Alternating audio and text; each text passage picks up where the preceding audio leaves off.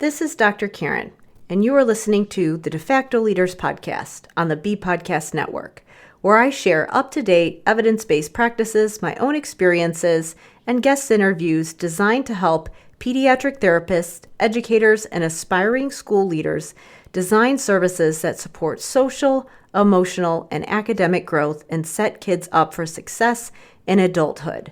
Whether you want to learn effective strategies for your therapy session or classroom, be an influential leader on your team, or find creative ways to use your skills to advance in your career, I've got you covered.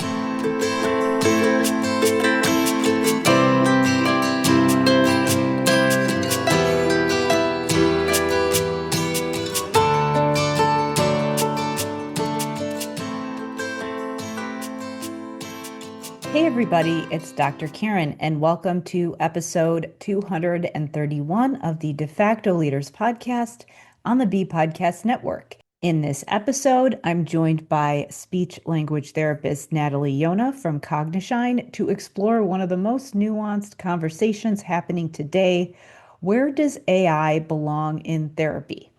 Cognishine is a multilingual, multidisciplinary digital intervention platform designed for therapists, educators, and care professionals, offering a rich library of evidence-based, culturally tailored activities and tools that streamline workflows, boost engagement, and support both in-person and remote therapy without replacing clinicians. Natalie is a speech-language therapist with over 16 years of experience in pediatric and adult communication disorders, with a specialization in neurological rehabilitation, early childhood development, fluency, and voice disorders. She currently holds the position of VP of Clinical Strategy at Cognishine, where she leads the development and integration of innovative digital tools designed to support cognitive and linguistic rehabilitation across hospitals, clinics, and community care settings.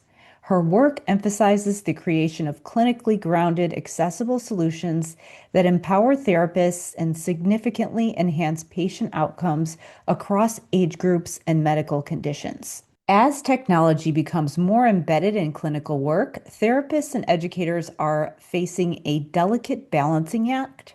On one hand, AI has the potential to streamline workflows, reduce administrative burden, and alleviate the decision fatigue so many clinicians experience. On the other hand, there's growing concern about over-reliance on AI in ways that could compromise clinical judgment or even try to replace the therapist entirely. In this conversation, we discuss why AI shouldn't be used to make clinical decisions and what it can do instead, how technology can serve as a delivery mechanism for interventions and parent engagement activities rather than a substitute for human connection, what it looks like to embed AI tools into your product development cycle while preserving clinical expertise and quality assurance. And we also talk a lot about how do we use AI in actual therapy when our tools are client-facing. One that we cover a lot is the Book Desert Challenge. So just the issue of schools and other facilities not having access to reading materials, and talking about the question of whether AI has a place in ensuring our clients have access to those high quality reading passages. Whether you're a therapist, supervisor, or administrator trying to make sense of AI's role, this episode offers a grounded, thoughtful look at how we can harness technology with intention. I certainly don't answer all of the questions about where AI and technology fit into all of the challenges that we're having, especially in the public sector, but it's definitely a topic that I want to continue to revisit and dive into in future episodes. Before we get going, I wanted to mention the School of Clinical Leadership, my program that helps school leaders and related service providers embed executive functioning support across general and special education through systems that stick and strategies that staff actually use. One of the biggest pain points or questions that a lot of my readers and listeners ask is, how do I get my team on board with executive functioning? And how do I ensure that I'm not just overloading my team with another initiative, seeing as how everyone is so overwhelmed already? I help you solve those problems in the School of Clinical Leadership by giving you the systems to put support in place so that we can ensure there's a continuum of support across general and special education. To learn more about the program, you can go to drkarendudek-brannan.com/clinical leadership. Now, please enjoy this conversation with Natalie Yona.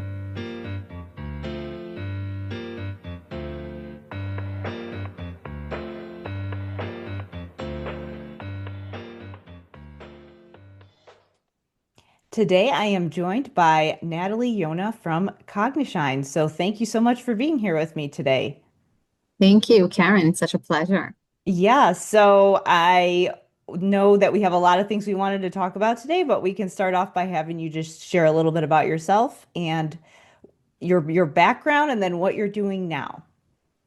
Well, I'm happy to do that. So, as you said, I'm Natalie. I'm a speech and language therapist with over 15 years of clinical experience in neurorehabilitation and communication disorders.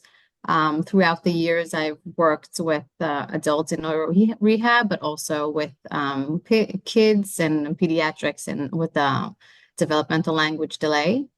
Um, I still operate my private practice, where I focus on treating both the children and adults.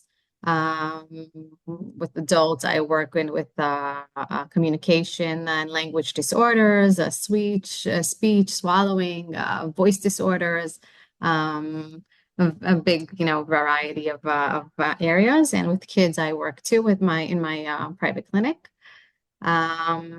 Today, my main role is working at Cognishine, where I have the position of VP of Clinical Strategy. My role combines the big clinical insight with the product vision. Cognishine is an intervention platform in which we develop, digitize different kinds of activities that use health therapists or like speech language pathologists or OTs, and we digitize those tools for them. So I lead the team and the clinical strategy in developing the activities that will help them use technology in their therapies and basically make their life a lot easier Yeah. when they work with their clients. Yeah, I know. So we'll link to the past episode. I did have Dr. Karen Rose on, who was a former Cognishine employee, and we talked a lot about how having having some of that decision fatigue taken away as a clinician because you have a set of materials or tools or frameworks that you can go back to and you have that set up front. It helps to decrease some burnout, but then also can open up additional bandwidth for other things to be more present. And really that's what I think whenever anytime anyone who's creating products for clinicians, I know that's a big pain point, is just the amount of time it takes to get therapy materials together to plan and all of those things. But I know today we wanted to talk about another side of the clinical role, which is the parent engagement, which again is another tricky pain point to figure out how do we do this effectively. So I would love to hear about like what you're hearing from clinicians as far as their pain points and then what kinds of things you're doing to address those pain points and how you see some of these tools that we're using as a way to engage parents in the therapy process. So, lots of things that we hear from our clients and also based on our clinical experience is that parents have a crucial part in the success of a therapy session or in any therapy session you lead with a child. And we feel that if we gave the therapists the right tools to give on to their parents that they're working with, that will help them increase the parental participation in speech and language therapies or in any other cognitive therapies led by occupational therapies, for instance. We find that it's a really a critical driver for success, having parents working and like trying to carry on what we're doing on a one-on-one therapy with the child.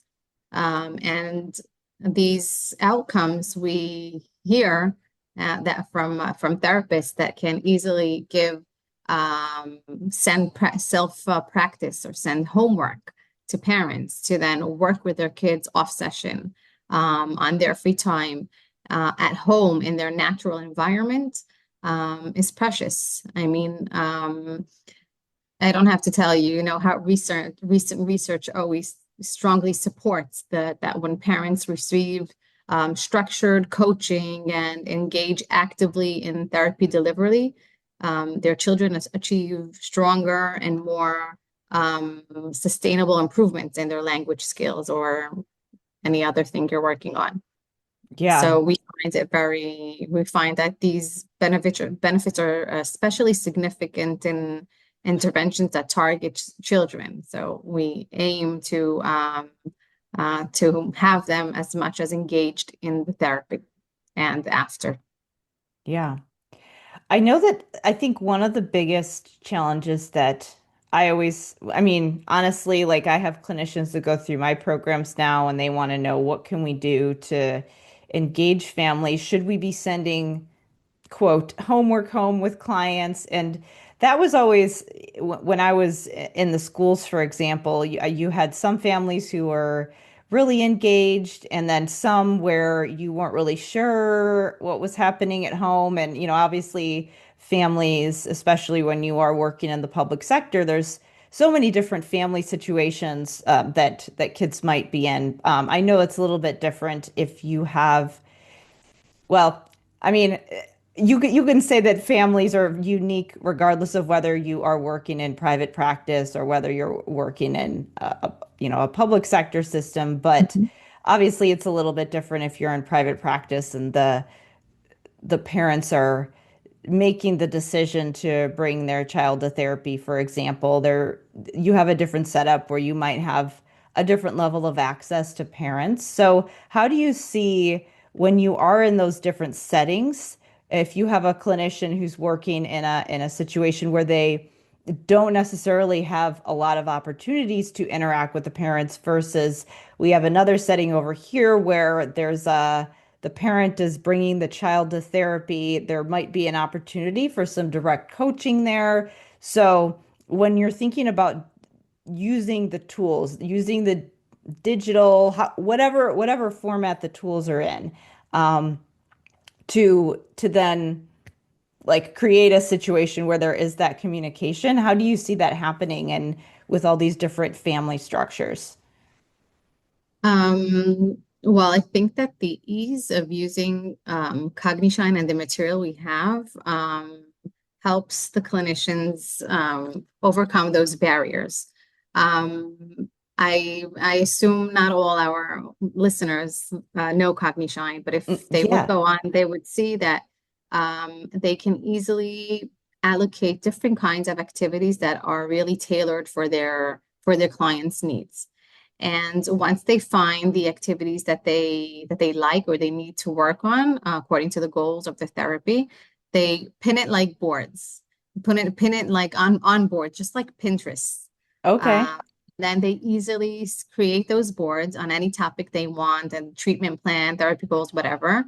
And they send and they share the boards with the families, okay, with the family members. So even if the parent isn't in therapy physically, okay, and we're talking in a setting in a school or in a kindergarten where only the SLP sees or works one-on-one with the child and the parents aren't there physically, they still have a way of sending very easily the homework Hmm. and and send the instructions within the email. Usually the parents receive it by email or either by SMS, a text message. So they can just add on any specifications that they want, any guidance, any coaching that they want to put in and for the parents to work on that week.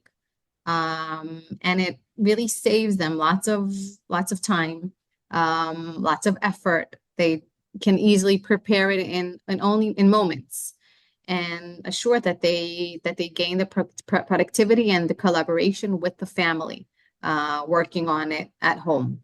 So it really helps them ensure better carryover and client practice and having a more controlled environment for practice at home. I mean, one of the barriers that we hear is that sometimes parents don't know what to work with, how to use the cards, or find things that may bore a child, like only looking at pictures. Our activities are very interactive, so a parent can easily find a way to practice with the child and still have fun with them while they're working. So it's a win-win. Yeah.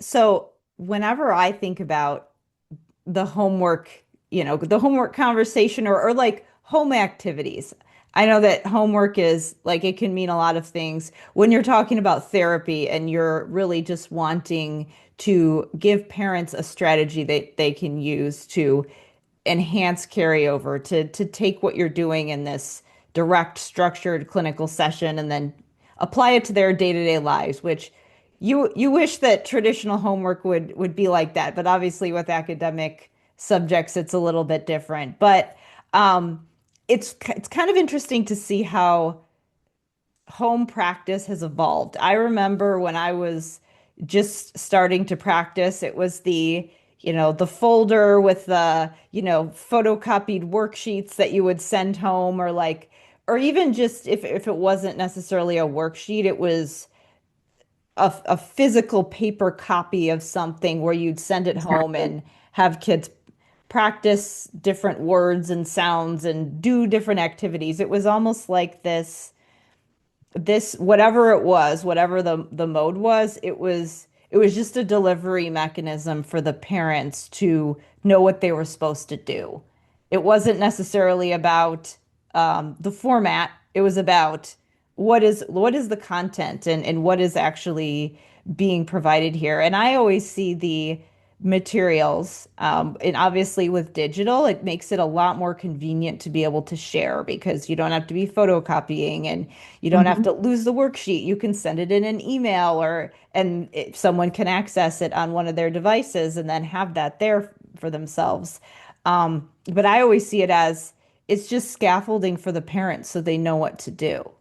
Like it's like so it kind of giving them instructions to be able to take it and put it in front of like pull it into their day-to-day lives. So I'm curious if you have specific activities that some of your clinicians like to share with parents because how I see it is it's not about, and I think that, some people are concerned about like putting kids in front of a screen, which I think is very legitimate, but I don't think that sharing a home activity from a like with a parent through digital format means that has to be done with a kid, being in front of a screen. It could just be delivering information to the parents so they know what to do. So I'm curious what kind of activities you have available at Cognishine that have been popular that have allowed therapists to do that kind of thing.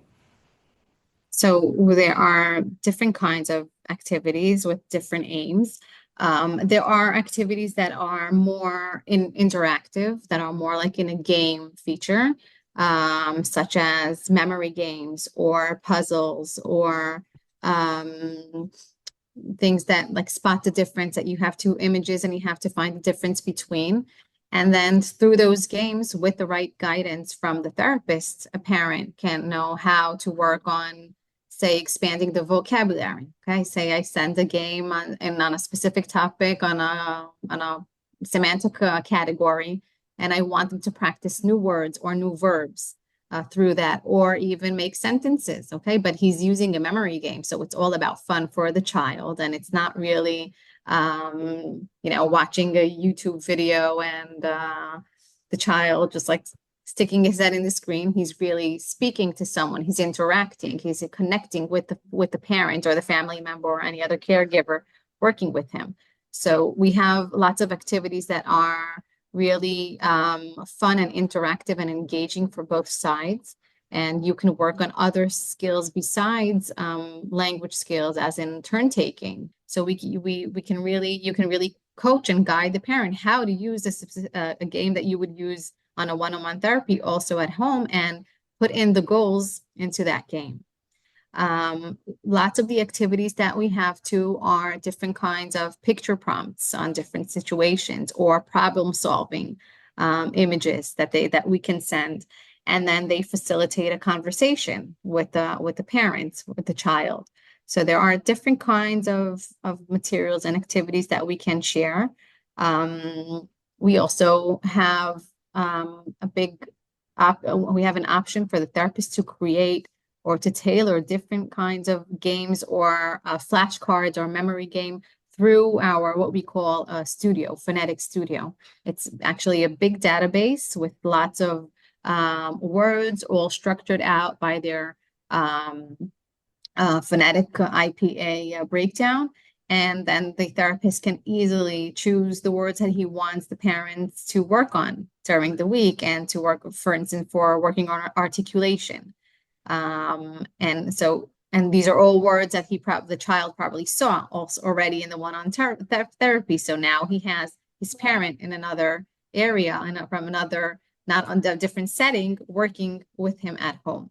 So with all these, we try to deliver really a structured and a more guided intervention that can enhance a child's vocabulary acquisition, or a child's language generalization, any participation in daily living activity, depending on what we send or what the therapist sends, basically. Yeah. We can achieve like a really repetitive parent-led practice in a natural environment, in home context. Yeah. So yeah, that's great. I know that just having that accessible can just save so much time for the clinician, and then also just make it more engaging for the parents. I know that you're doing a lot with AI on the product development side, and then there's also this question of like the user facing side, or the client facing side. So I'd love to hear how you're thinking about AI on the product side first. Maybe we could start there.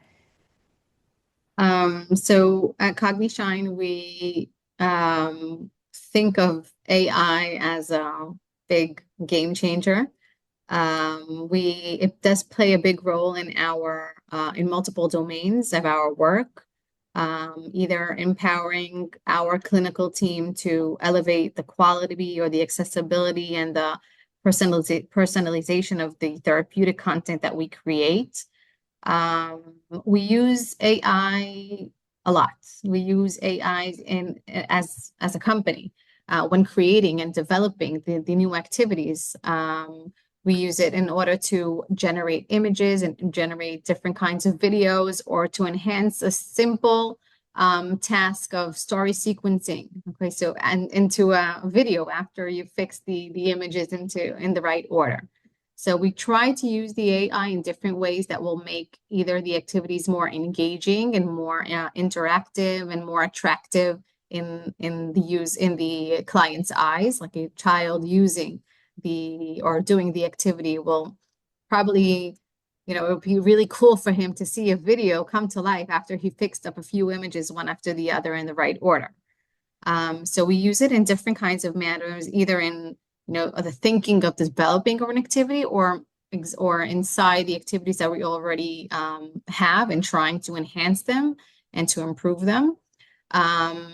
We also use the activity in different the AI models in different kinds of areas that we already have in the platform, such as the such as the studio that I mentioned before.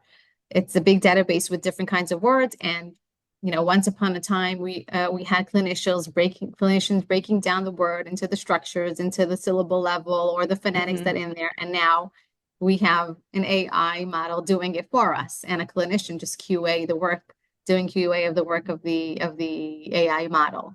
So we're putting it into our platform, and also thinking of developing new kinds of activities in like reading comprehension using the AI. Okay, so say you want to work on reading comprehension of a small text, a short text, and then have questions that he has to answer, the child or the teenager you're working with. So the therapist can go into an activity, put in the subject he wants or topic that he wants to work on, or anything that interests the client, and put in the length or the complexity of the text that he wants to receive, and then in an instant he'll get a text with questions to work on with him in therapy. So we're always thinking this is one of our plans, and we're fine-tuning it, and hopefully very soon it's going to be on the platform. But this is only one example of how we use AI within the platform. Are you working with students who experience anxiety and overwhelm with new challenges, who refuse or avoid difficult tasks, or require constant prompting? Or maybe they have difficulty filtering distractions, they're missing assignments, they tend to run late, and they struggle to transfer skills from one setting to another, or don't appear to learn from past mistakes. These behaviors are showing up more and more frequently in classrooms across schools, and not just in special education.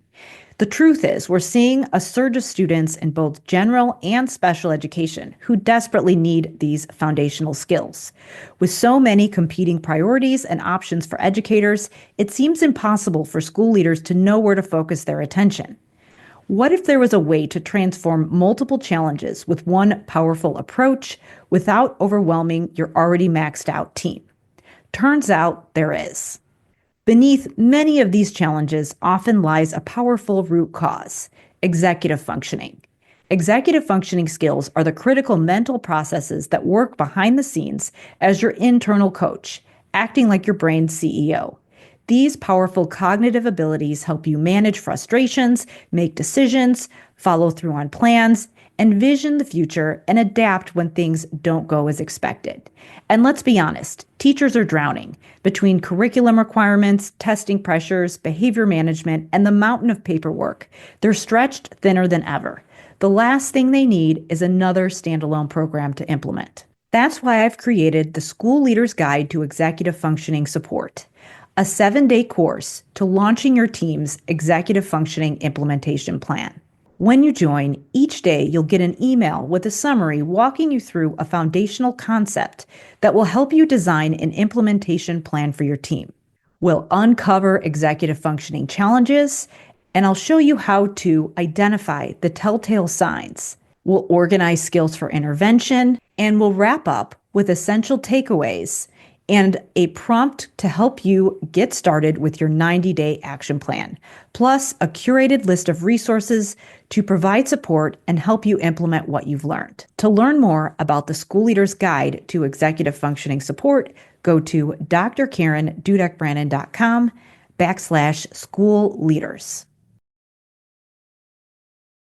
So when you say you have a clinician QAing it, can you talk a little bit about what that means and why you would be doing that? Well, we have a team of SLPs and OTs working with us in Cognishine. They are the mind behind the activities that you see. And we know that the AI has errors. I mean, it's not perfect. And anything that we put on our site has to go through QA by a human being, by an expert, a clinical quality expert. assurance. Yeah, exactly. Exactly. So we won't put anything that hasn't gone through the eyes of a therapist, and to see that it really is aligns with either the structure that we thought of, the difficulty levels of the activity. Even if we use AI, we're still there to make sure that it's correct and qualified to put on the site. Yeah.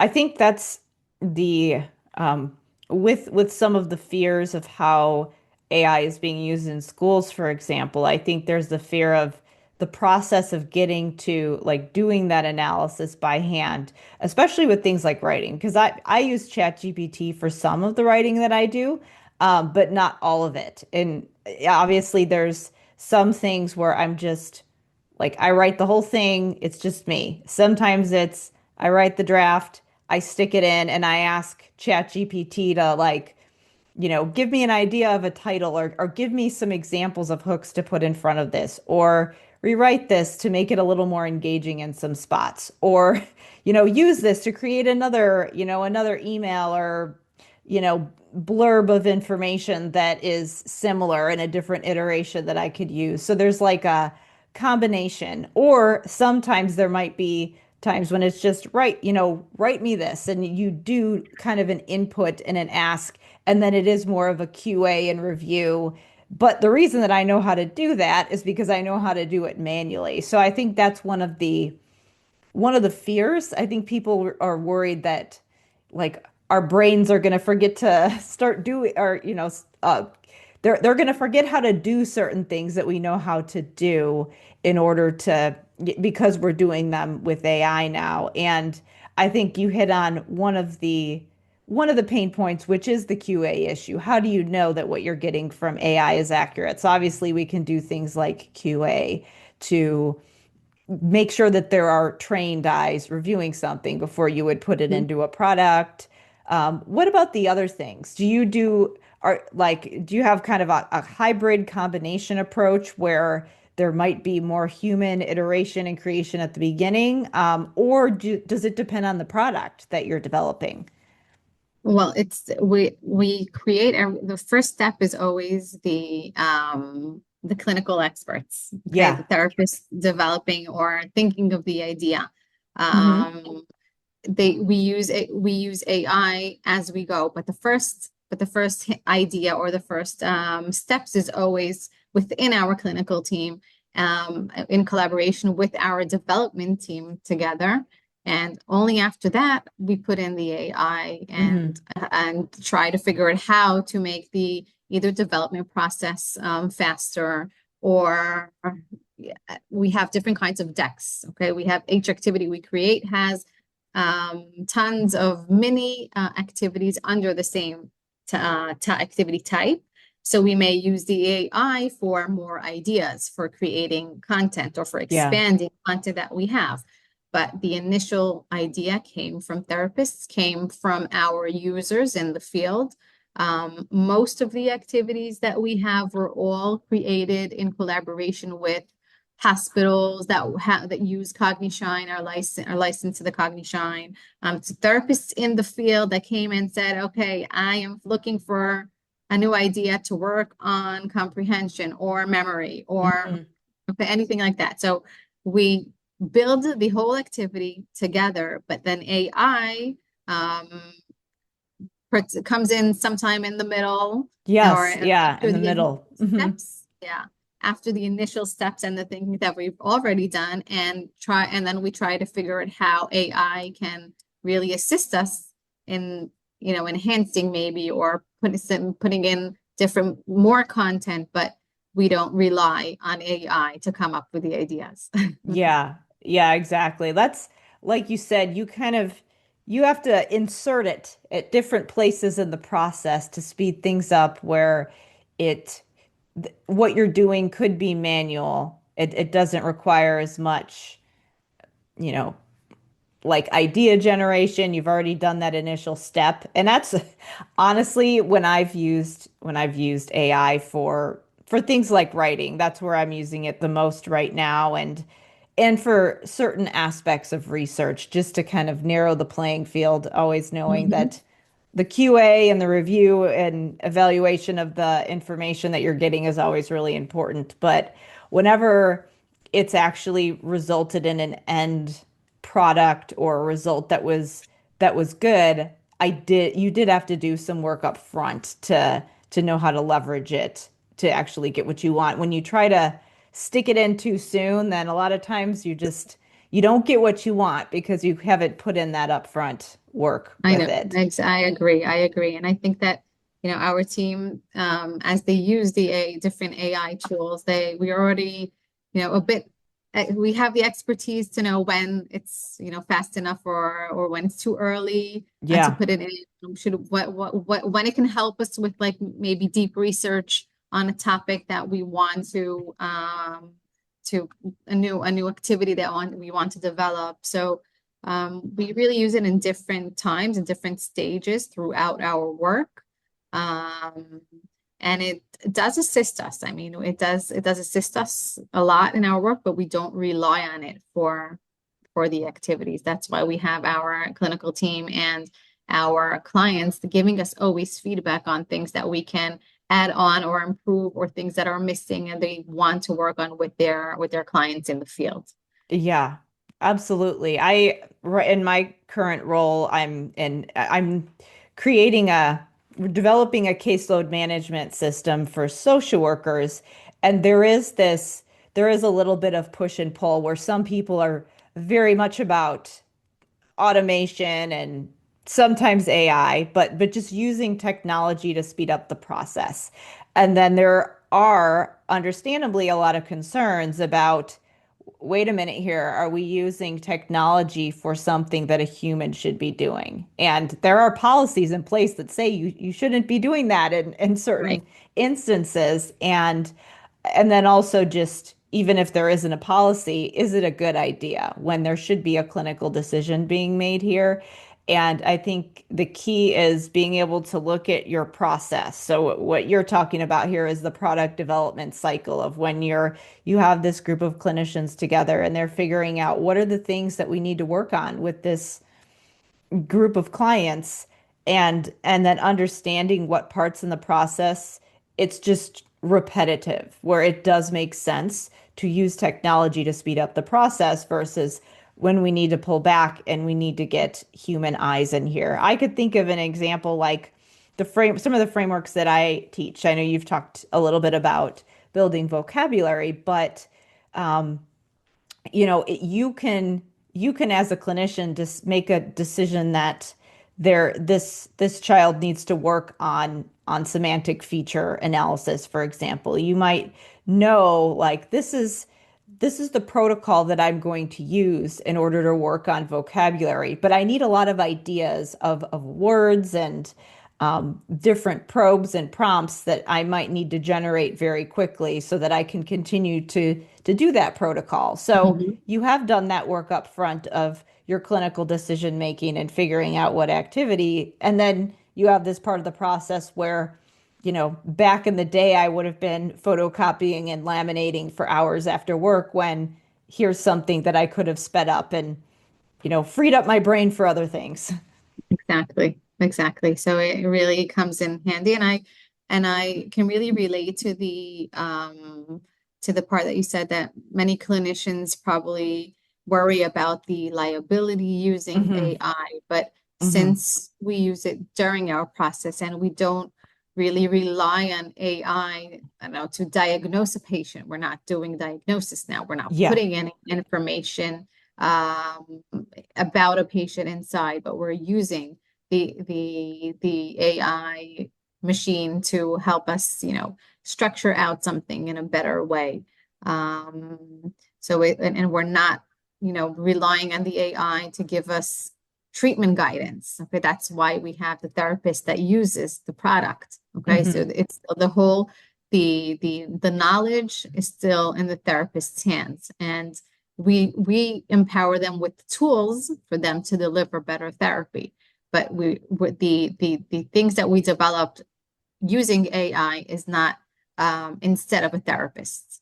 Yeah. So I think that is one of the things that might help um, understand how we use the AI, but still it's not instead of another therapist. It's Yeah. it's just to help him deliver better therapy.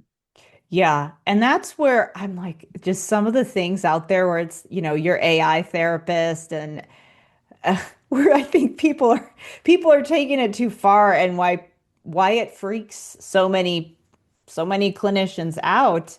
Um, I see. So, as we're talking about just, inputting things in and getting something out of the AI. I know one of the areas where some of the clinicians that I work with,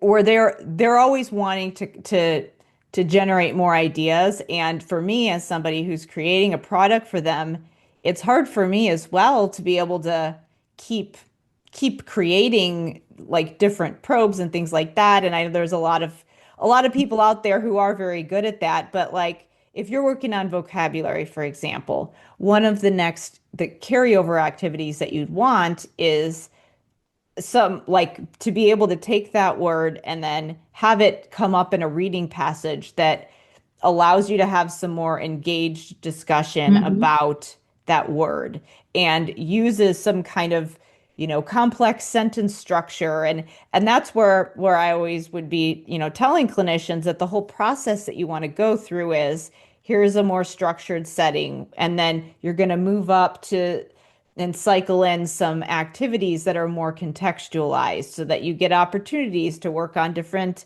syntactic structures and vocabulary words in context. And then you might want to have another setting where it's a little more real world and that you're weaving all of these things in to from structured to contextualized and then also giving some advice to parents about how they might be able to pull this into their lives, whether they have the activity pulled up in front of them or whether it's an idea that you've shared.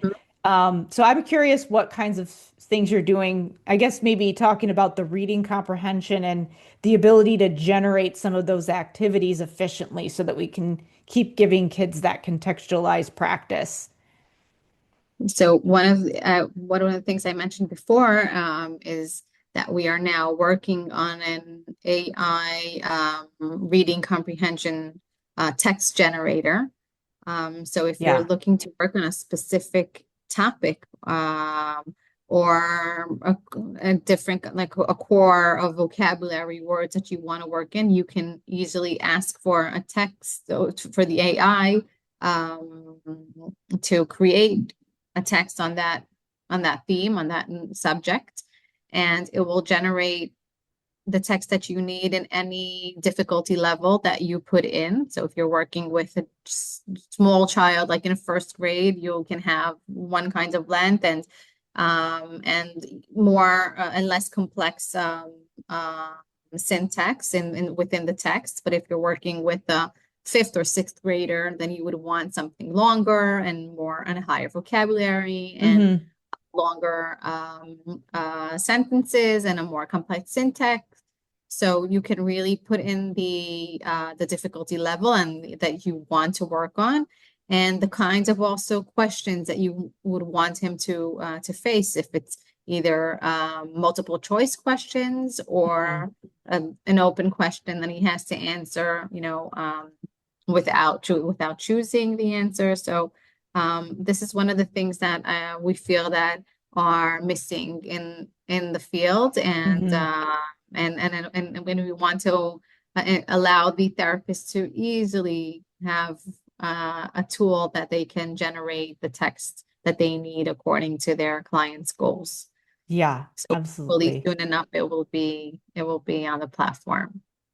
I don't know if you're familiar with the work of Richard Zippoli. He's kind of the one of the syntax gurus that I've cite frequently, and he has identified different sentence types that tend to be difficult for kids and cause comprehension issues. And it's something that I pull into my curriculum. And it would be really cool to be like, you know, create a reading passage that has a lot of sentences with adverbial clauses or three or Mhm. more clauses or embedded relative clauses. And I know that a lot of times clinicians are like, wait, I have to remember what How that do is. Which, I always tell people, don't worry about it. Like, not everybody sits and is always diagramming sentences. We don't realize how much information we have in our heads that we're just implicitly using. But yeah, that would be pretty cool to be able to input some kind of a specific structure and have a passage that is interesting and engaging and all of those things, and also has those opportunities to use some of those structures and that you've been practicing in a more structured setting. I know. I mean, imagine how much time we spend now on Yeah. like looking for for different kinds of text online and Googling this Yeah. and Googling that.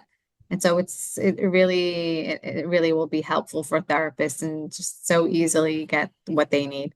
Yeah, absolutely. And that's, I think, for some of the clinicians that I'm working with who are working with older students who are still need reading intervention, and they're in high school, and all the passages that they have are made for little kids and they're not interesting at all. So I'm I'm interested to see what kinds of things technology can bring that can help that issue, because I mean, years. Not Like that's only been not a only for problem for adolescents, as long as I can right? remember. Not only for adolescents, think of also adults with Oh aphasia. yeah. Yeah. Yeah, it's a Adults good. with aphasia that you want to give them an easy text, not too complex, but still something that is respectable of them being an adult and not a Yeah. topic that, suits a 6-year-old or Yeah. 7-year-old. Mm-hmm. So Mm-hmm. yeah, it will obviously be very helpful also in that field and not only adolescents. Yeah.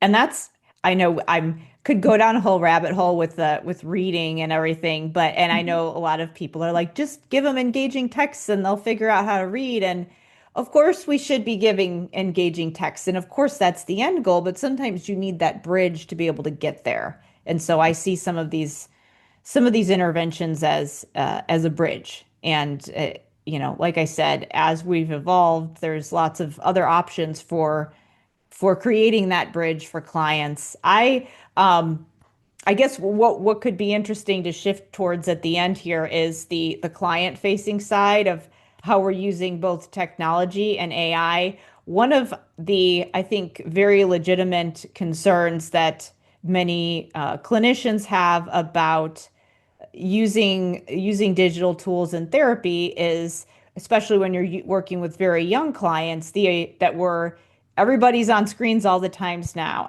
all the time now, and then now we're bringing them into this clinical setting and using screens again. Or with reading, there's there's something to being able to have a physical paper book or being able to physically write. And I'm you know, just interested how you're using AI on the client side, and then maybe how can we leverage technology to actually get some of those things that kids need.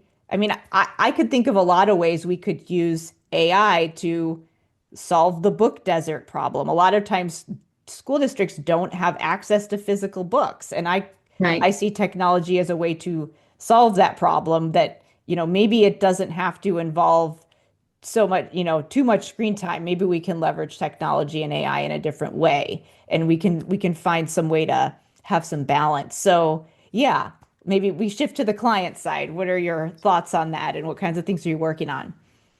Well, I think that there's mainly a shift today in the understanding that you can use the screen for engaging learning and not just for ineffective screen time. We provide a multi-sensory stimulation. So we have different activities that you have, either visual or auditory stimulation that helps maintain the child's attention and interest.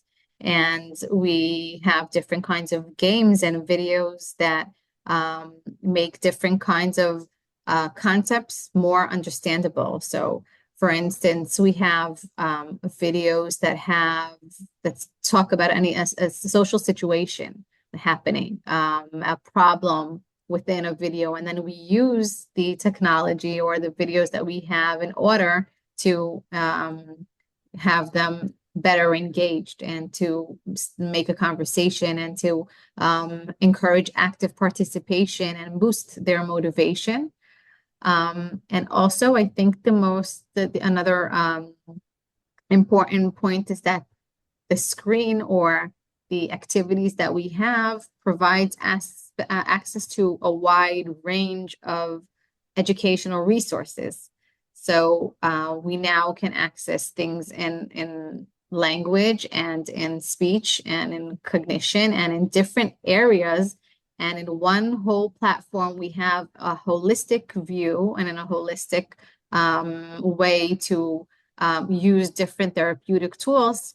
And that in maybe other situations, they wouldn't be so accessible, or if I wouldn't prepare them in advance for my therapy, I wouldn't have them in just a click.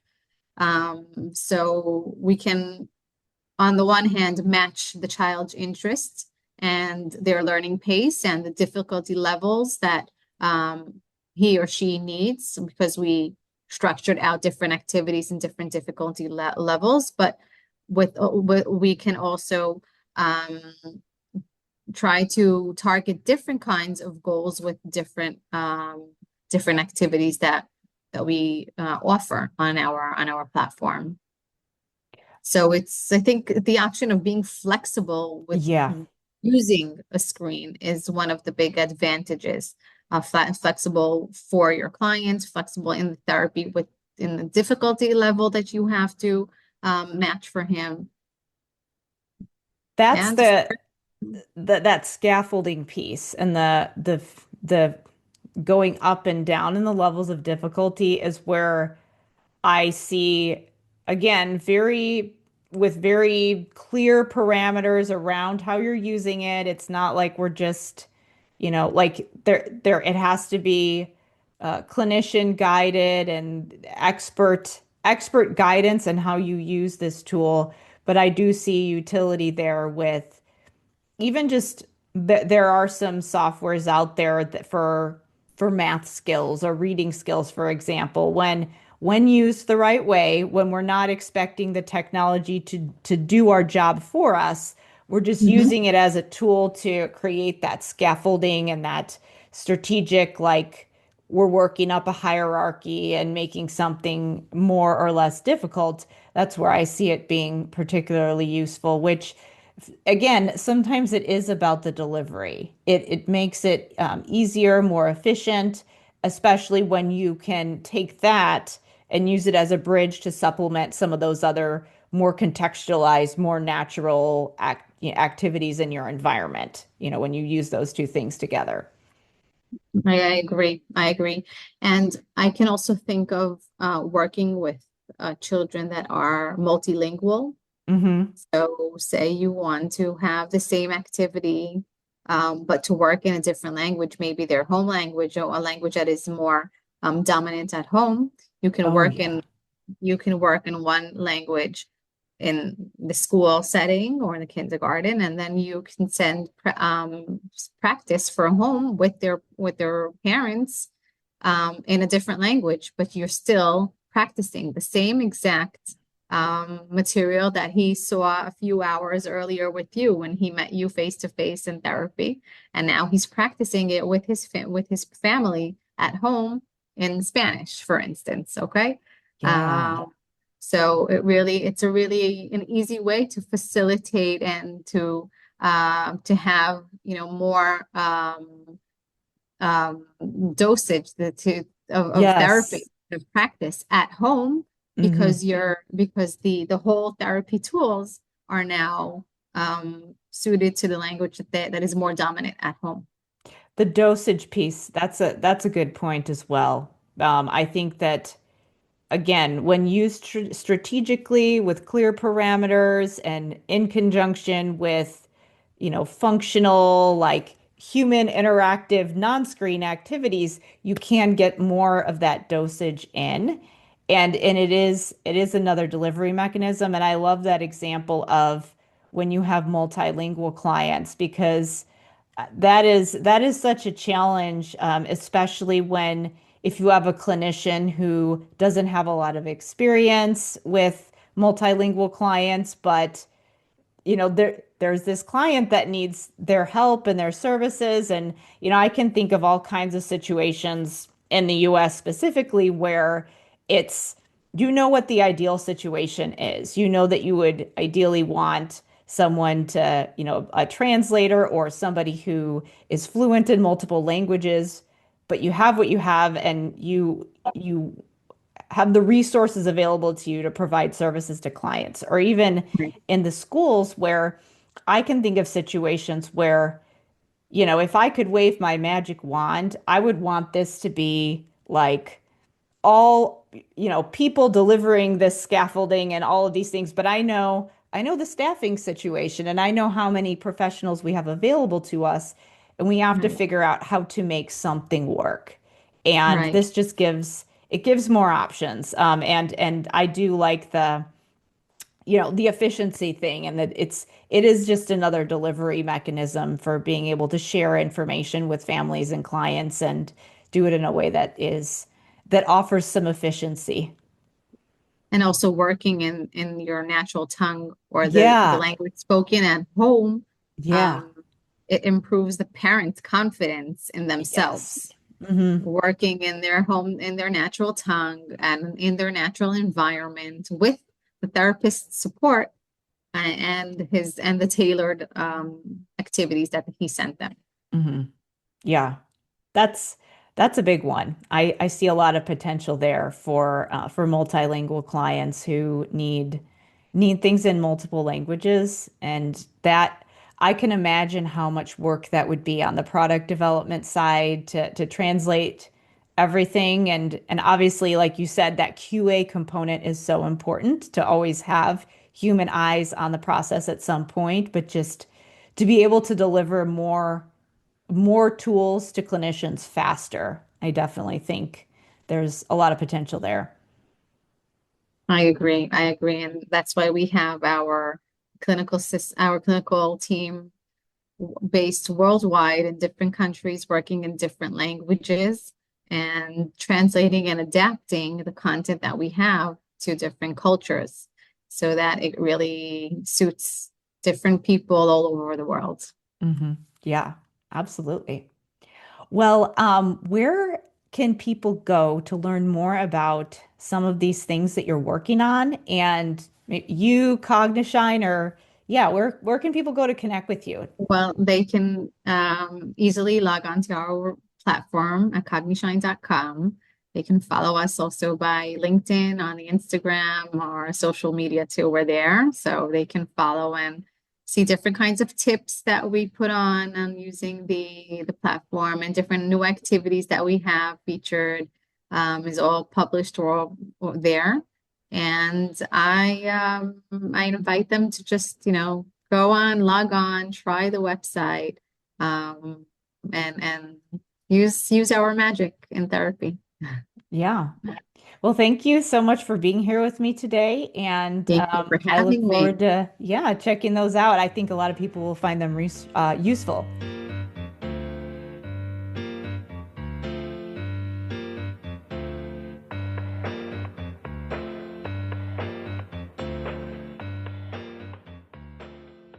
Thank you so much for listening. Be sure to check the show notes for all the places you can go to connect with our amazing guest.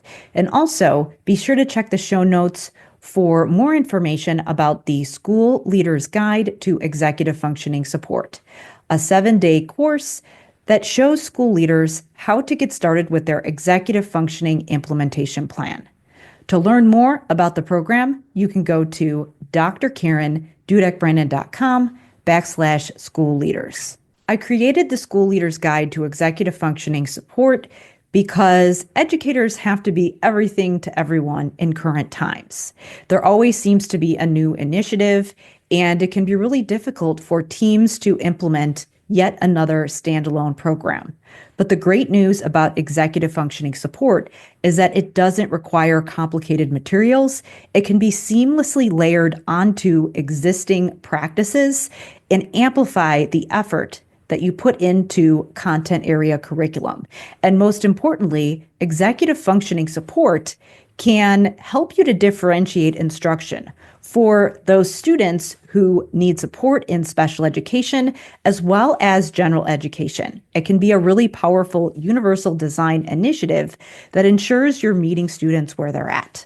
To learn more about the program, you can go to drkarendudek-brannan.com/school leaders. Thank you so much for listening. Be sure to leave me a rating or review wherever you listen to your podcasts, and share this episode with anyone you think would benefit from the information. Thanks again, and I'll see you next time.